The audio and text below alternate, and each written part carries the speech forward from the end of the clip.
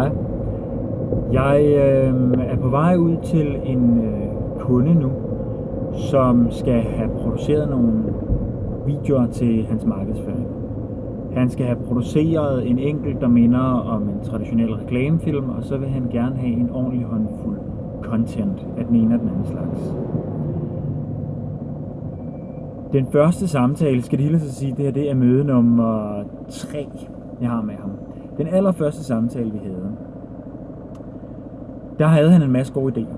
Han havde en masse idéer, han gerne ville have, at vi ligesom brainede på og fandt ud af, hvilke der virkede og hvilke der ikke virkede.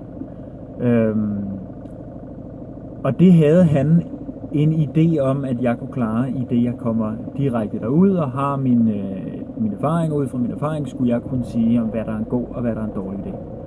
Og det er klart, at jeg har noget erfaring for i hvert fald at sige, hvad der er en rigtig dårlig idé, og hvad der nogle gange kan fungere godt. Men når alt kommer til alt, så ved jeg faktisk overhovedet ikke, hvad der virker, før jeg har mål på det, eller før jeg har arbejdet med den præcise målgruppe. Og det jeg vil sige med det er, at når for eksempel du skal sidde og brain på nogle idéer til din markedsføringsvideo, så er det så ekstremt vigtigt, at de idéer du kommer op med, rent faktisk har et sundt argument for, hvorfor det er en god idé at gøre. Er det en god idé at hyre en skuespiller ind, eller er det en god idé, at du selv eller en fra virksomheden snakker? Er det en god idé at lave noget humoristisk, eller er det en god idé at lave noget trist? Eller seriøst, eller skræmmende, eller hvad det må være.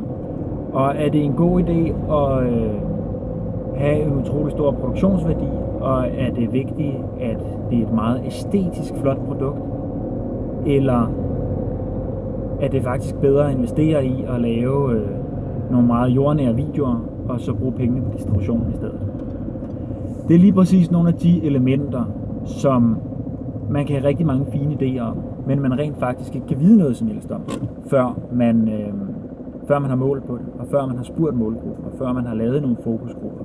Og det er nogle af de ting, som folk synes kan være meget dyrt og tidsspilde, men når alt kommer til alt, så er det faktisk en af de allerbedste investeringer, man kan lave, når man laver markedsføring, og især markedsføring med video. Det er fokusgrupper.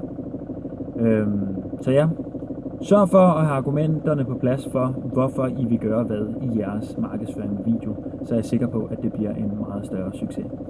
God dag.